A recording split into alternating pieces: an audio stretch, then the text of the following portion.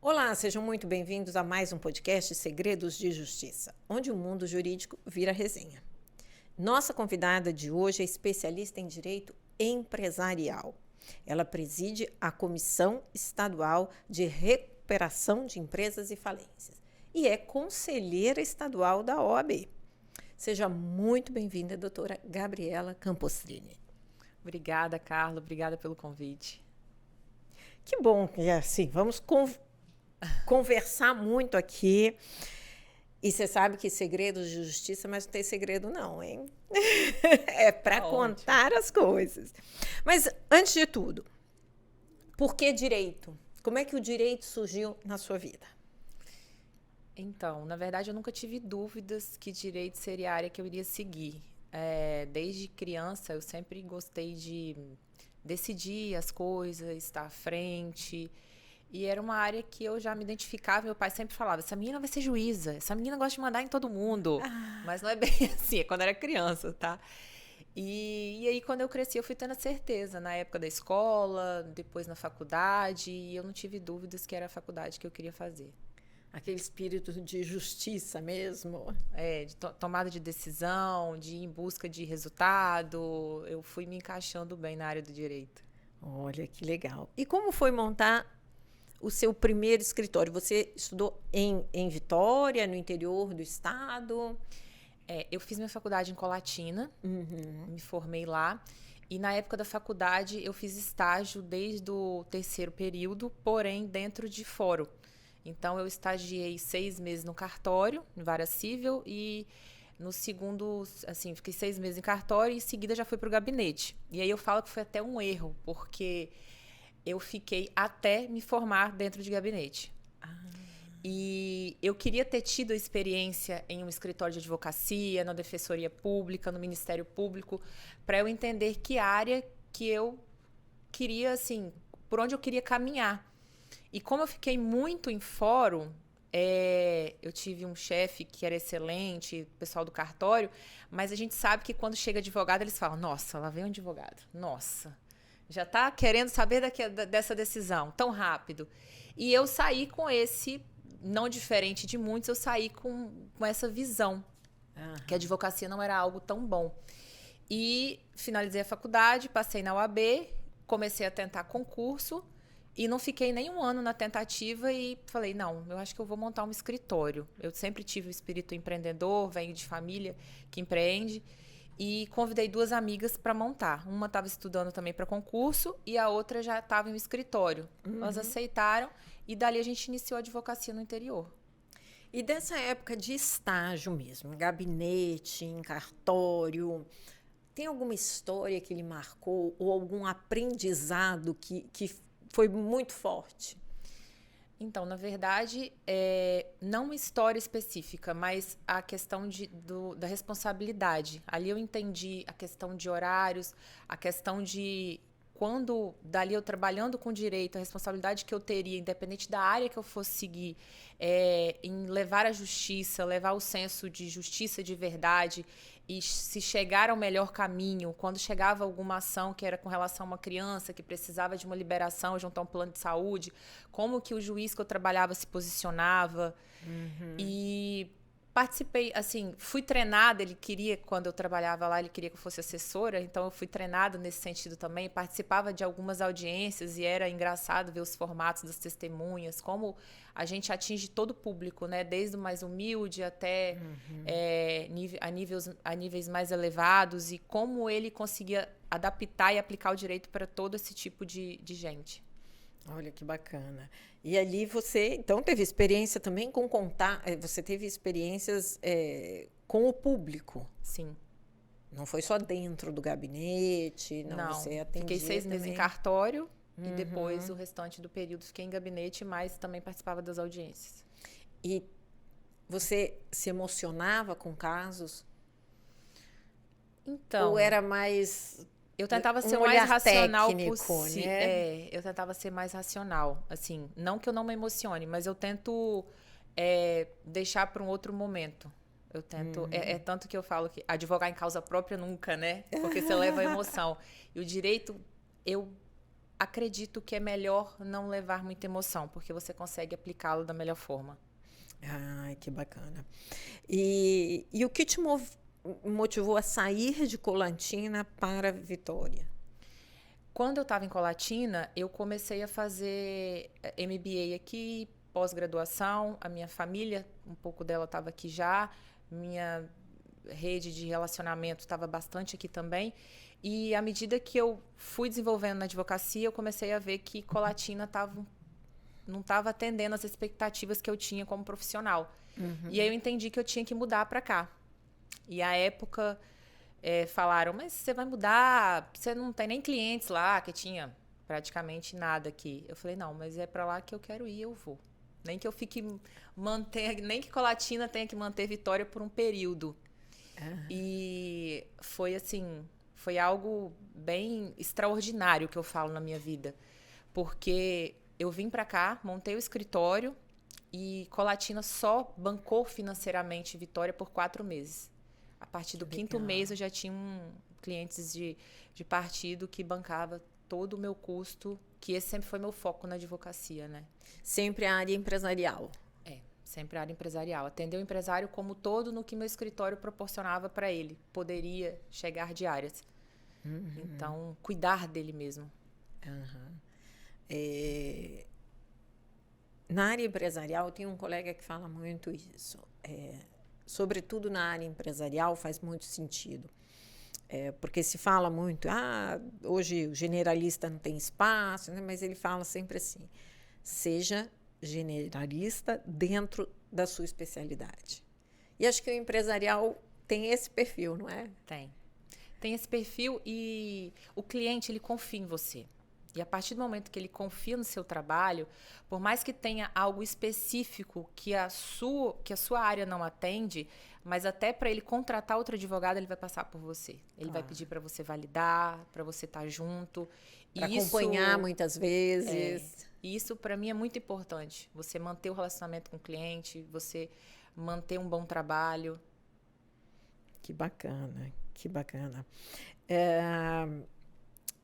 E como é que é essa sua paixão pelo direito empresarial? Porque a gente vê que você é apaixonada pela área. Eu sou. Eu não sei se foi desde criança, eu fui vendo já meu pai sempre com essa pegada empreendedora, depois veio meu padrasto, a minha família toda da área empreendedora, e eu sempre vi o esforço deles assim, em construir, em pagamento de impostos, tributos, de geração de empregos, de movimentar a economia. E quando eu montei o escritório, eu digo que não é a gente que escolhe uma área, é uma área que nos escolhe. E eu poderia ter sido escolhido por outra área, mas eu tive a sorte também de ter sido escolhido por essa área do empresarial. E para mim foi muito bom, porque aí eu não trabalho, né? Na verdade, eu trabalho, mas trabalho com alegria. E aí é muito melhor trabalhar assim. Trabalho com algo que eu gosto.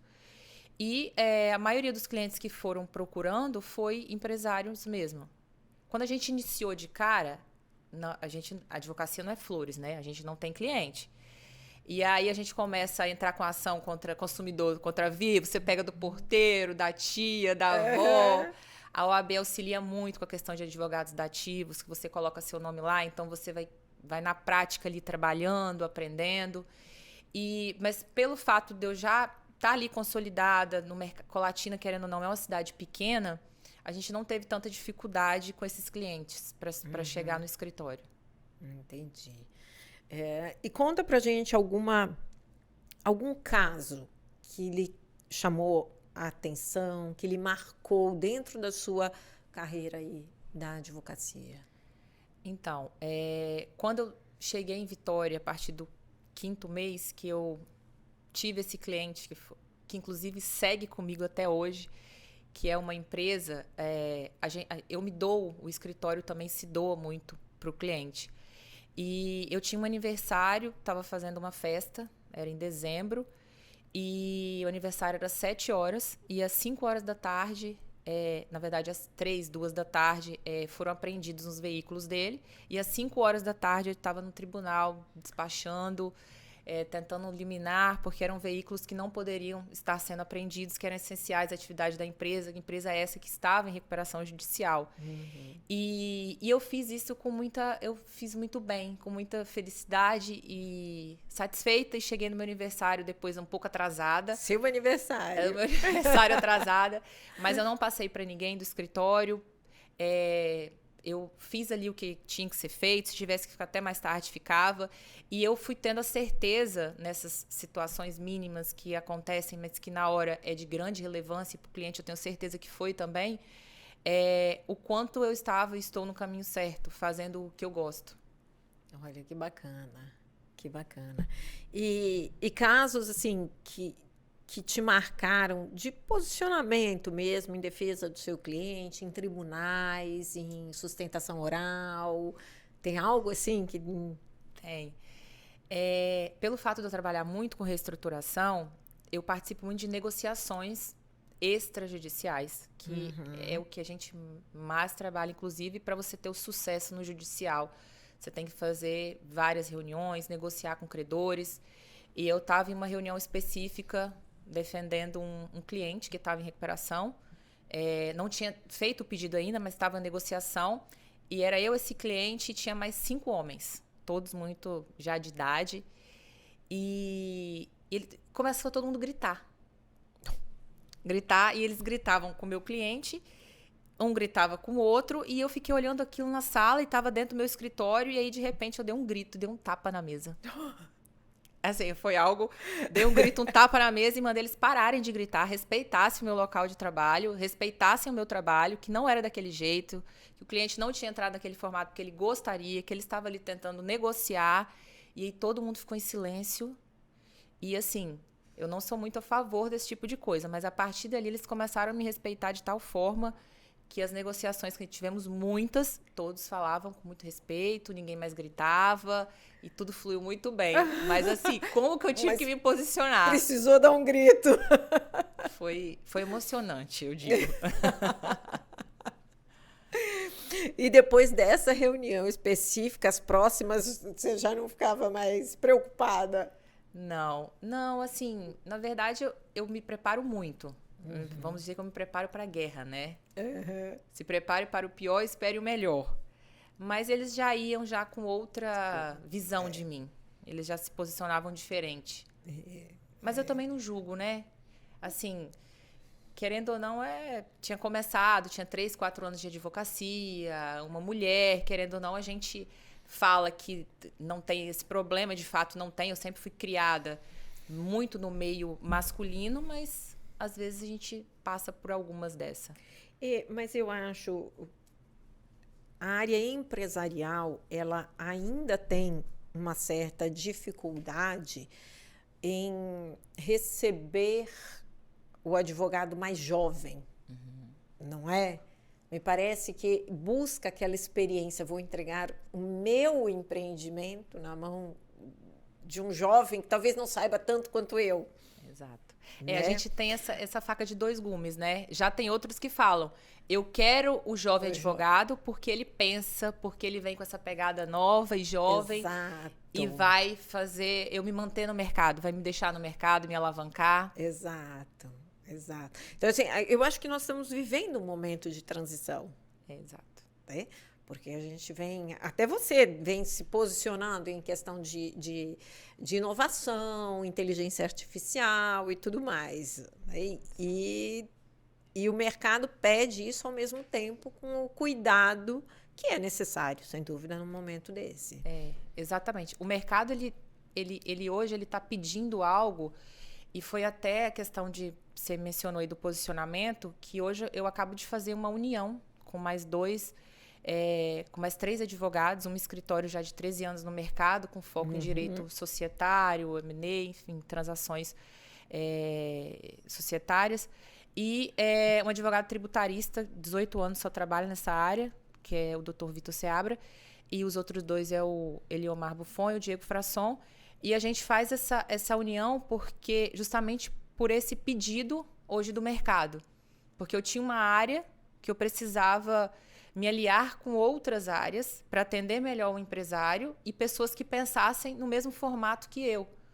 Porque o que eu vi era uma advocacia que não saía muito do lugar, crescendo para os lados. E os grandes escritórios, São Paulo, Brasília, nessas minhas andanças aí pelo Brasil, eu percebi muitos escritórios fundindo, incorporando, somando para depois dividir. E não é um escritório full service, mas um escritório boutique que pega o cliente e consegue atendê-lo no que ele deseja, que ele sai de lá satisfeito, que tenha uma inovação, que tenha uma pegada jovem, mas resolutiva e rápida. Né? Que você consiga responder as demandas com rapidez. Que eu acho que esse é um gargalo assim. O cliente ele é carente e ele quer rapidez, ele quer resultado. Sim. Então, nosso foco todo hoje é tentar jogar a inteligência artificial, a inovação, a nossa capacidade de raciocínio para entregar o resultado rápido para o cliente. Olha que bacana. Isso é muito importante. De fato, isso é muito importante. E você falou, você viaja muito? Olha, esse ano de 2023 eu nunca viajei tanto na minha vida. E algum perrengue nessas viagens? Não, eu adorava todas as viagens. Assim, só estar fora da minha cama, da minha casa, mas fora isso foi muito prazeroso, porque assim, eu fui para vários eventos fora do Brasil, no Brasil também. Fui muito para São Paulo, Brasília, e eu conheci muita gente, eu vivenciei muitas histórias e eu trouxe assim, estou com uma bagagem que eu estou muito feliz com ela. Eu pude vivenciar muita coisa boa, entender muita coisa do direito que às vezes aqui só no nosso estado a gente não consegue visualizar. Ter algumas informações que chega-se primeiro lá, vem de lá para cá. Então, foi muito satisfatório. Olha que bacana. E como é que é essa sua atuação junto à OAB? Como é que você virou conselheira estadual? A OAB. Então, logo que eu comecei a advogar, uns 2 anos depois, o presidente da OAB de Colatina, da subseção de Colatina na época, o presidente Cristiano, ele me convidou para ser presidente da comissão de empresarial. E eu, assim, falava, meu Deus, quem trabalha na OAB, quem não tem trabalho. Advogado que não tem o que fazer, que tá lá dentro. Não vou, Cristiano, não, Gabriela, vamos e tal. De onde você tirou essa ideia de que... Não sei. Que ideia equivocada, né? Quanto mais você trabalha, mais trabalho tem. E aí eu aceitei. Nisso que eu aceitei, o Cristiano, ele sempre me deu muita liberdade, né, dentro dos limites que ele podia, para que eu fizesse um bom trabalho ali dentro da OAB. E eu sempre quis fazer a união do jurisdicionado, dos empresários e da advocacia. Então, todos os eventos que eu fiz foi levando os empresários para falar todos os problemas, os déficits deles, o que eles esperavam do judiciário, por que eles entravam em crise. E eu levava os juízes para assistir aqueles eventos. E aí os eventos foram ficando reconhecidos, porque os advogados era um bom conteúdo, porque se você quer advocacia empresarial, você tem que entender o que o empresário precisa. Uhum. Então, eu fui gostando. Nesse período, eu me mudei para Vitória, entrei na comissão de empresarial aqui, o RISC me convidou para ser conselheira, aceitei, e quando eu estava como conselheira já, eu pedi ele para fazer a comissão, para constituir a comissão de recuperação judicial e falência. E ele, não, mas a de empresarial não precisa. Você acha que dá certo e tal? Eu falei, me dá a oportunidade que você vai ver. Porque é muito extensa a matéria. Sim, é muito extensa. Muita. E aí ele me oportunizando foi excelente, porque a gente consegue fazer um bom trabalho lá. E trouxe esses eventos para cá, eventos de sucesso. Inclusive, a gente tem um que é o Crise, Inovar e Avançar. Levamos, assim, os maiores empresários do estado, a gente levou para esse evento. A gente repete ele todo ano. Tá, vamos pro 3º ano agora. Que legal. E no mesmo formato de Colatina. Já tem data? Ainda não, mas quando tiver eu já vou passar para vocês. Que bacana. Não, é importante, é um debate que rende bastante, né? E pelo fato de ser da comissão de RJ Falência, eu me juntei com a comissão de empresarial, tributário e societário, e a gente só pegou empresários que estão, nesse momento, não estão em crise, nem pretendem entrar, para eles dizerem o que eles fizeram em momentos de crise. Quais foram as contenções, as medidas internas. Então, é um evento que vale muito a pena. Advogado da área empresarial. Que outras visões que ele tem que ter além do jurídico? Do direito em si? Não só do empresarial, mas eu acho que tem que ter visão estratégica, financeira. E eu falo uma que é a principal: saber tratar, lidar com pessoas. Hoje você tem que saber lidar com pessoas em todas as profissões. E na do direito não é diferente. Mas para a área empresarial, além do direito, mercado financeiro e estratégia. Você tem que ter estratégia. Estratégia de processo, estratégia de negócio. Você tem que ter uma estratégia para estudar, você tem que ter uma equipe para você entregar ali para o seu cliente. Esse é o formato que a gente faz hoje. Assim. No meu foco é estruturação e reestruturação empresarial. Não só o cliente entrar no escritório porque está com problema. Não, ele vai entrar porque ele quer investir e ele quer ouvir nossa opinião. Ele quer saber de política, ele quer saber de finanças. Legal. E tem que realmente ter essa visão. Porque só o jurídico você resolve um problema, mas pode estar afetando outros, né? Exato. E é uma corporação, é uma empresa. Exatamente. Então, E hoje, quais são as dores do empresário? Que ele chega lá para você e chora mesmo, fala assim, não quero ou quero isso. As maiores dores ou as maiores reclamações que você... Imposto. Continua sendo o tal do imposto. Continua sendo. Mas o empresário, ele é carente. Às vezes ele chega sem saber o que ele quer. Às vezes existe uma má gestão interna dentro da empresa dele, que ele não conseguiu localizar, porque ele está com um pessoal ali, talvez até incompetente, ele não consegue visualizar. Quando a gente pega empresa familiar, o problema é maior, porque como é que você vai falar para um senhor que está ali à frente da empresa que aquilo ali não dá certo, ele aceitar vir uma mente jovem, até talvez um filho, né, um neto, ele entender essa formatação, mas eles reclamam muito do pagamento do elevado de impostos, que a gente tem que ficar fazendo ali malabarismo para lá e para cá, do que já foi ou do que vai ser, fazer aquela programação para eles. E carência mesmo quando eles já têm um processo no escritório, é a falta de informação. O escritório não devolve informação para eles. Eles são carentes de informação. Ah, entendi. E de rapidez também. Mas a carência, ela vem primeiro do que a rapidez até. E hoje, você se considera mais empresária ou mais advogada? Um não tem como.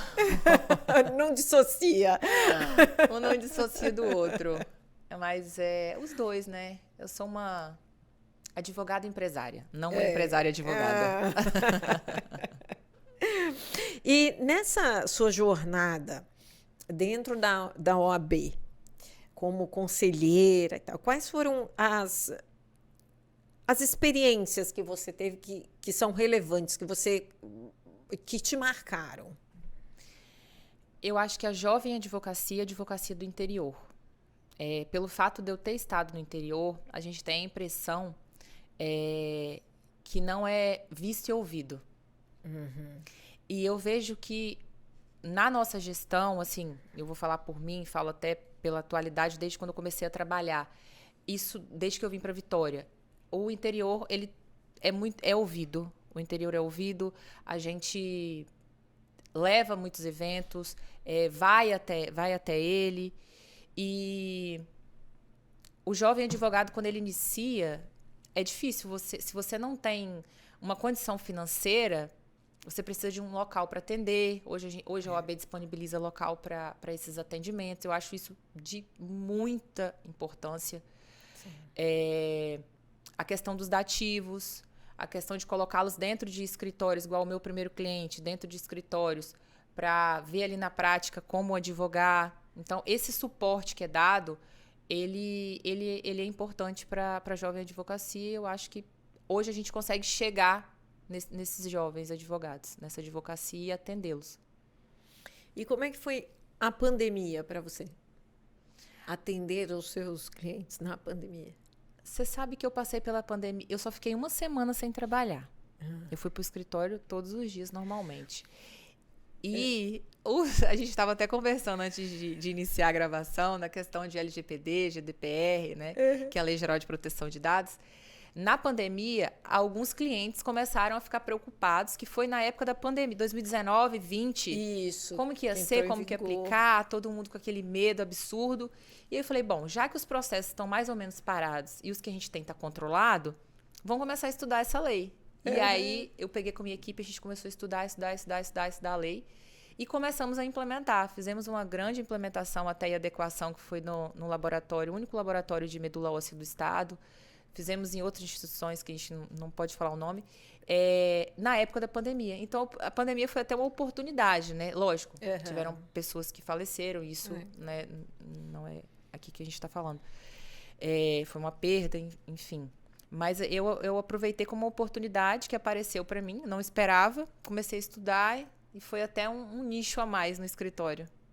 Que legal. Não, né, a gente, até na tragédia, a gente tem que ter... Do limão fazer uma limonada.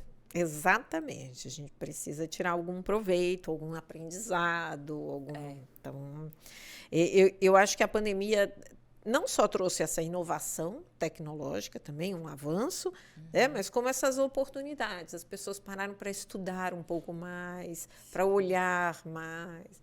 Agora, não tem dúvida, além da saúde, o jurídico foi um dos que mais trabalhou. Exatamente. E eu tinha alguns cursos também, como a minha área de atuação, eu conecto com muita gente do Brasil todo. Eu fiz um curso, conectei vários especialistas da área. Que bacana. E foi um curso de muito sucesso na época da pandemia. Porque até então a gente puxou 10 anos para a época da pandemia, né? Da parte de inovação, assim, de desenvolvimento tecnológico. E aí foi um curso muito bacana. Várias pessoas daqui fizeram, inclusive. Que bacana. Que legal.